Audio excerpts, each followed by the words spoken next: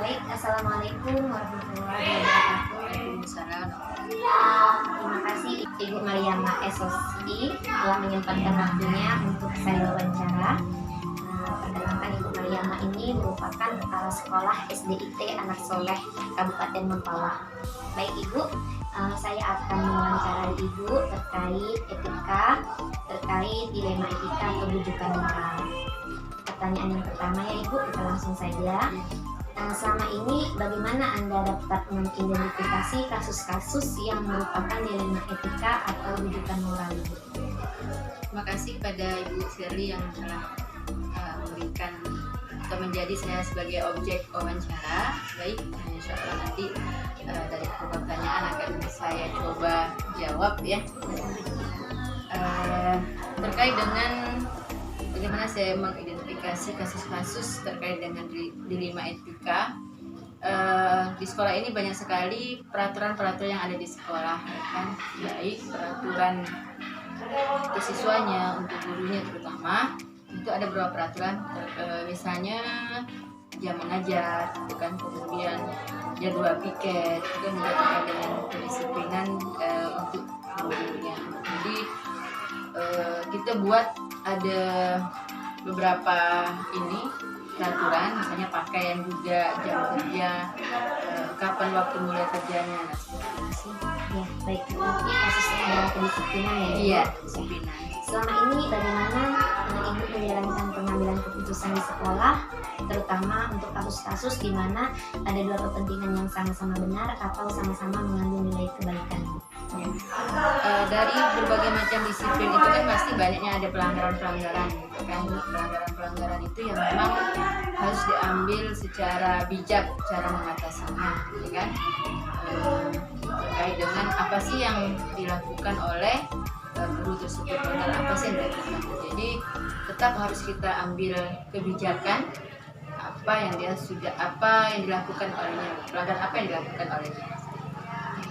Nah, kemudian langkah-langkah apa sih Bu yang Ibu biasa lakukan selama ini? Nah, kalau terkait dengan kedisiplinan, biasanya itu saya perhatikan disiplin dalam jam mengajar, gitu kan. Nah, bagi guru yang tidak masuk pada hari itu, tentu saya lihat dulu gitu kan, kenapa dia tidak masuk gitu kan. Nah, kalau alasannya memang alasan sakit ya mungkin kita maklumi gitu kan, tapi ada beberapa alasan yang memang juga dilema saya memutuskannya, karena juga dia melakukan hal juga dengan kebajikan gitu kan. Nah, maka yang saya lakukan pertama adalah WA beliau gitu kan, WA sang guru itu, tanya kenapa tidak hadir.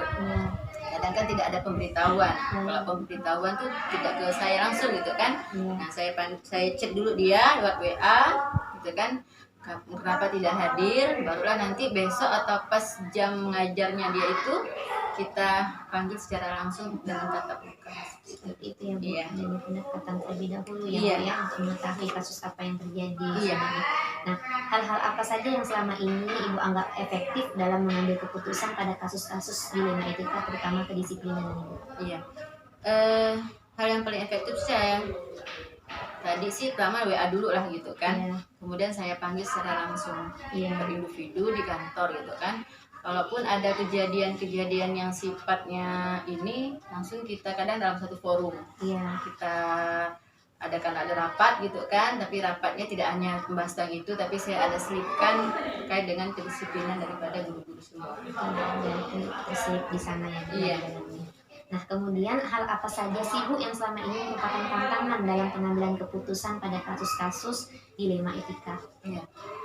Tantangannya sih cukup berat karena di sini kan lumayan banyak ya guru dan staf ya. Jadi memang setelah saya panggil gitu kan, kita harus ada pemantauan. Nah, memang secara ini sih pemantauan tidak langsung ke saya gitu pemantauannya, tapi saya melalui masing-masing wali kelas. Oh, bapak ini atau ibu ini ada masuk nggak sih di jam ini gitu kan.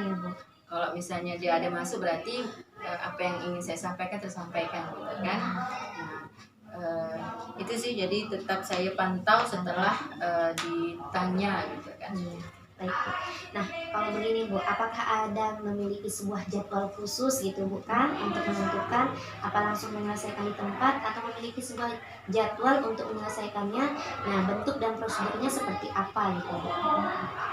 Untuk jadwal sih kadang saya lebih menyesuaikan di jam kehadiran guru itu gitu kan. Kalau misalnya di hari Rabu dia ada jam mengajar, Iya. nah pada hari itulah saya memanggilnya gitu kan.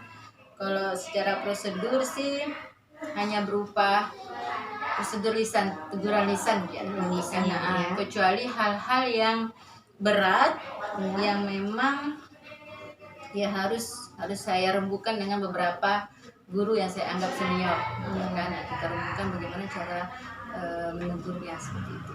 Tadi Ibu sampaikan ada peran, berarti peran orang lain ya Iya. Bu ya, peran lain yang dapat membantu Ibu Iya. dalam menyelesaikan ini. Nah, selain tadi Ibu sebutkan guru-guru senior, apakah ada lagi Bu yang menjadi faktor-faktor yang mempermudah atau membantu Ibu dalam mengambil keputusan kasus dilema ini? Karena kita di sini kan di bawah naungan Yayasan Nurul Ummah, Iya. jadi memang kalau hal-hal yang memang tidak mampu saya dan guru-guru yang saya anggap senior tadi mengatasinya, barulah kita langsung ke yayasan mobilnya, karena yang berhak bahasanya itu melanjutkan atau memberhentikan daripada staf dan guru di SD itu kan adalah pihak daripada yayasan. Iya, baik.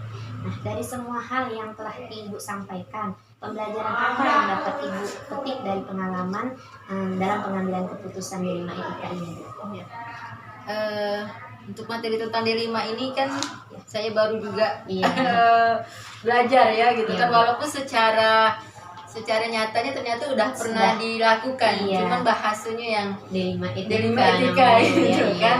Nah, dari wawancara ini atau dari materi tentang D5 etika ini ada beberapa yang memang menjadi hikmah ya Iya. dalam saya sebagai seorang pimpinan. Jadi kita itu yang pertama harus melakukan tuh demi kebaikan orang banyak. Iya. Nah, jangan sampai. Artinya satu orang yang melanggar misalnya, tapi itu untuk semuanya, gitu kan, demi kebaikan, terutama untuk lembaga itu sendiri, gitu kan, karena kita salah satu sekolah swasta yang ada di Kabupaten Mempawah, terutama di Mempawah Hilir. Nah, kemudian yang kedua, menjunjung tinggi prinsip-prinsip atau nilai-nilai dalam diri kita, gitu kan. Nah, memang tidak mudah ketika menegur orang gitu kan, menegur, apalagi itu kadang ya kita anggap juga seusia. Tapi kalau untuk di bawah usia saya tuh artinya juga tidak semena-mena gitu kan, tapi memang tidak mudah, dan kadang memang saya pernah ada beberapa kasus ya, mungkin pribadi saya sih gitu kan, merasa setelah ditegur kok kayaknya dimusuhi gitu kan. Nah, Iya. tadi kaitan dengan tantangan tadi Iya, gitu kan. tantangan, iya.